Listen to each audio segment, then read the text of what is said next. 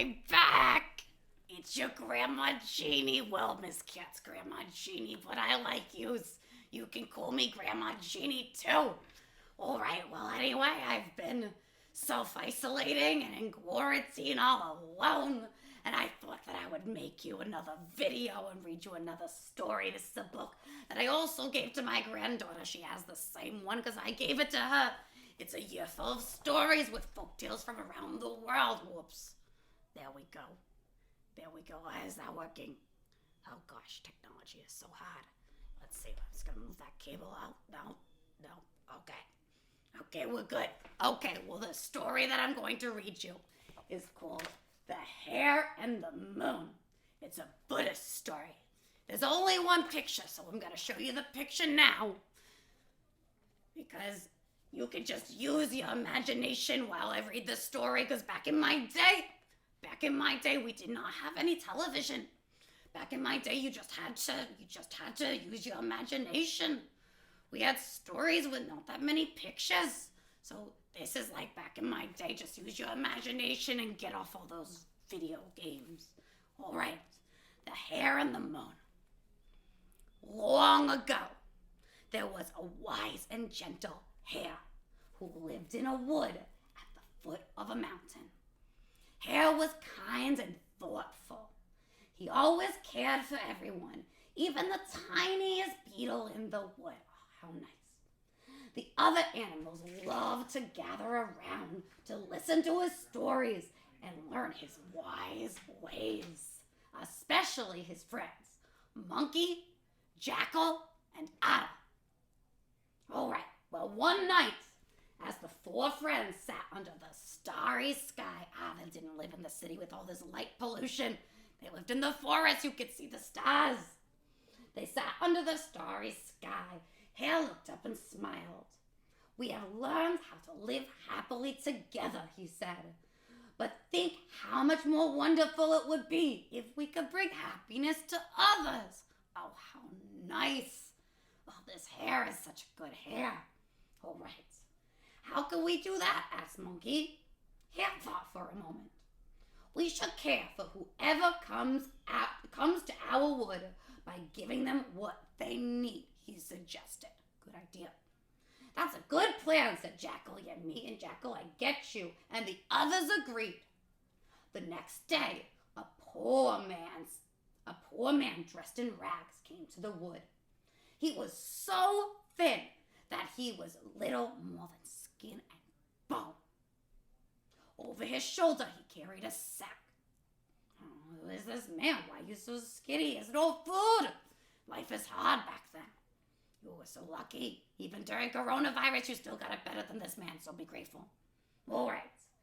Farther down the track, the man met Jackal, and once more... Oh, wait. The man came to the riverbank where Otter lived and asked for food. Otter swam off and returned with a fish, which he gave to the man who put it in his sack. Farther down the track, the man met Jackal, and once more he asked for food. Jackal tramped off to a village nearby and returned with a pot of milk curd. He gave it to the man who put it in his sack. Then Monkey scampered along. As before, the man asked for food, so Monkey climbed up a tree and picked a bunch of sweet mangoes. Into the sack they went. All right, looks like they're following Hare's advice. They're all giving this man the things that he needs. This poor man, he's skin and bones. He hasn't been eaten. Can't they say there ain't no grocery stores? It's way back when. All right.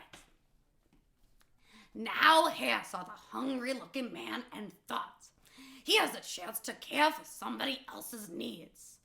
I shall find food for him to eat. All right, he's on the same team as everyone else, has the same idea. Hare bounded off in search of something delicious, but all he could collect was grass. Well, even a hungry man won't eat grass, he thought sadly. That's true. If only I could bring beans or rice. Then as he thought about the things a man would eat, he suddenly realized that there was something he could offer.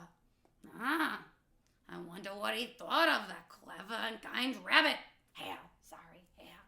All right, let's see. Hare returns to the man, who was gathering sticks to make a fire, and watched as he unwrapped his bundle and pulled out a cooking pot, which he hung from a pole over the flames. Before long, the pot was bubbling, and the smell of fish cooking brought the other animals close. Hare steps forward. I see you are hungry and need food, he said, but I have no beans or rice to give you. Instead, I offer myself, for I know a man will eat a hare from the pot. And with these words, he shook his fur to make sure there were no insects in his coat, then sprung forward into the cooking pot. Whoa! I mean, that's being kind to others. That's some serious kindness and generosity right there. All right, let's see what happens. At once, the pot and the fire disappeared. To Hare's surprise, he landed not in the boiling water, but in the arms of the man. The other animals watched in astonishment.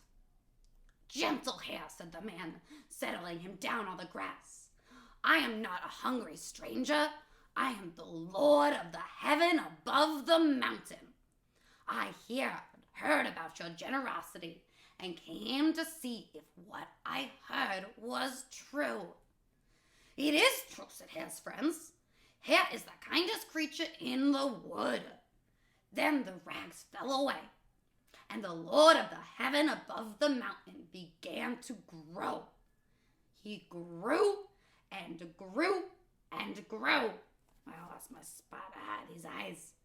Before their eyes, until he was big enough to put his arms around the mountain and squeeze it so that the water in the rocks flowed out.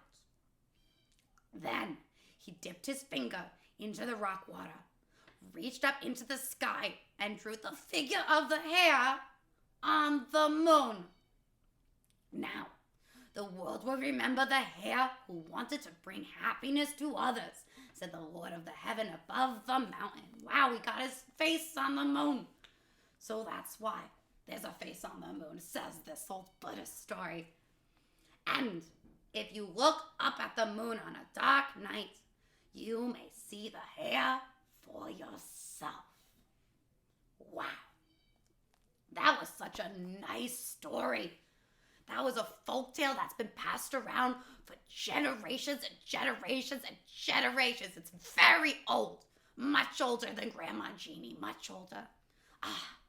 But that's so nice to teach us about kindness and how it's so important to be kind to others. I think we can all learn a very valuable lesson from this hare. And I think it's related to what you're learning about because he ended up on the moon, so he's reflecting that light from the sun onto others. So how can you reflect light and love onto others during coronavirus? I don't know, it could be simple. You're a kid. It could be as simple as asking your parents if you can sweep around the house without them asking. Or maybe you ask to take care of your little sibling and you occupy your younger sibling for an hour so your grown-up can get some work done.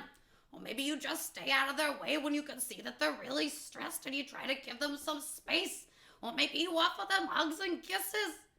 Those are such simple things that you could do to spread kindness, just like our friend the hare.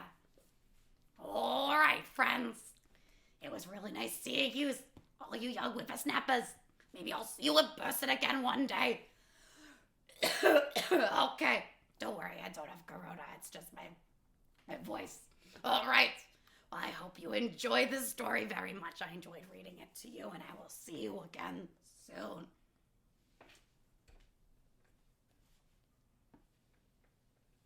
Bye.